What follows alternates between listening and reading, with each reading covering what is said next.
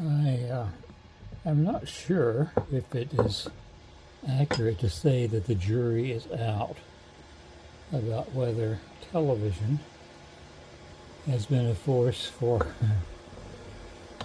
evil, or perhaps sometimes a force for good, but I think it's pretty easy to make a clear case that it is often a force for confusion. And certainly few things have been so confusing or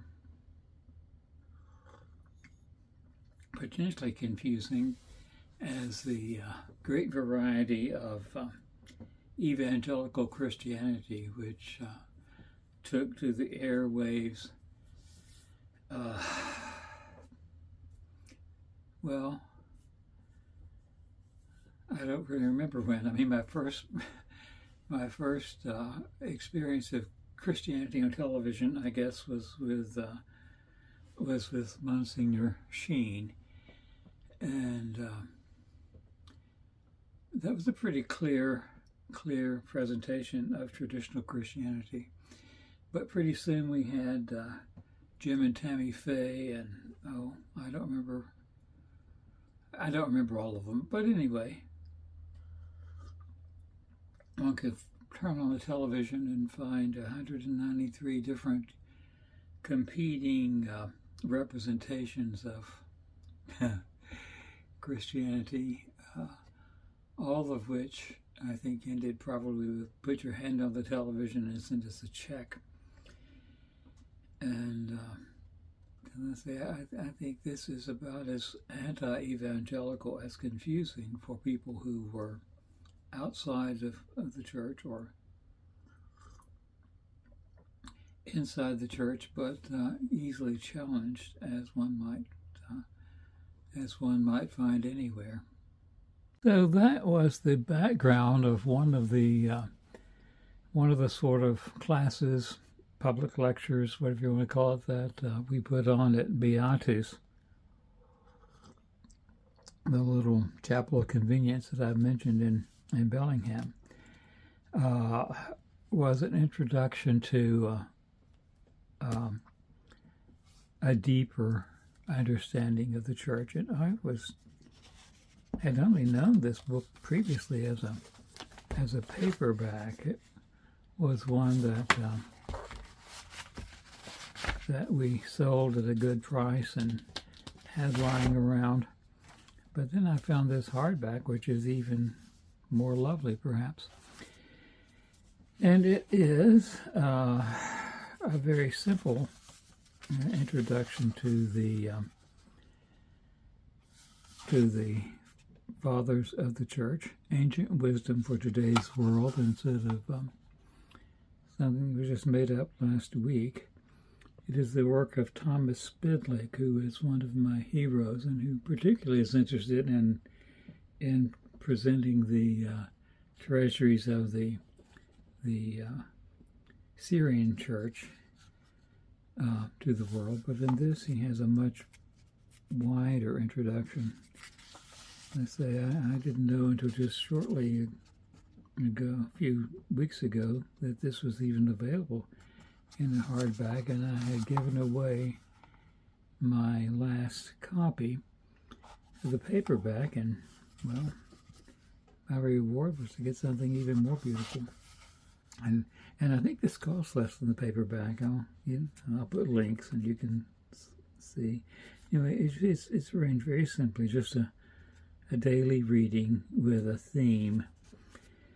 And one of the reasons I find this so wonderful as a giveaway is that it is a source of very different sorts of advice from one might get on TikTok or the like. And you can either just, start on January the 1st or whatever day it is and work through. Or you can, if you are considerably interested in, the problem of wealth, for instance, or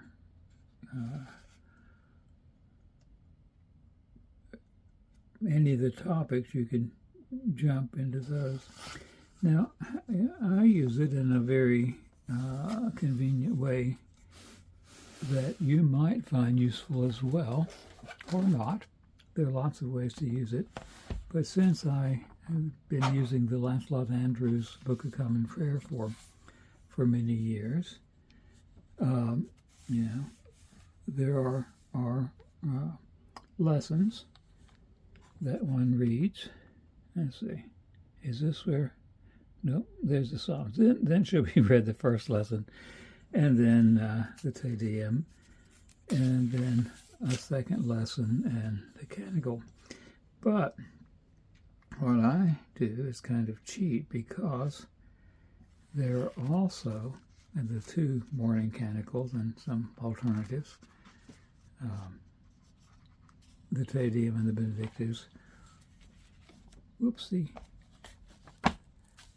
weekly or rather daily canticles. So I have been using the reading from this book, which today was not surprisingly, I've lost my spot, John Chrysostom. He and Augustine of Hippo probably have the largest number of readings. And this is something that I think is really helpful to remember, that only I can do evil to myself. People can do all sorts of things to me. There can be all sorts of conditions around me, but they only become evil if I accept the evil of them and if I react to them in evil ways. So yeah, first reading from the Old Testament, second reading from the New Testament, then and after the Old Testament reading, and pardon me, after I'll get this right before the end of this video. After the New Testament reading, the canticle for the day of the week, and since I'm making this on Jeremiah on Thursday, it is what is often called the Song of Jeremiah, or one can have the Song of Moses. There are plenty of options in this book. And then I will go back and after the patristic reading, read, or if I'm really feeling good, chant the Benedictus, the usual morning canticle. Well, I don't know if you would find this book useful in that way or not, because I say there's just a lot of ways that one could potentially use it. But it's so easy to look at the writings of the fathers. I mean, there are volumes of writings of the Desert Fathers and Mothers, and volume after volume, the ante-Nicene and post-Nicene fathers and the like, and it can be a little scary. So this is just kind of a nice little introduction. I'm calling it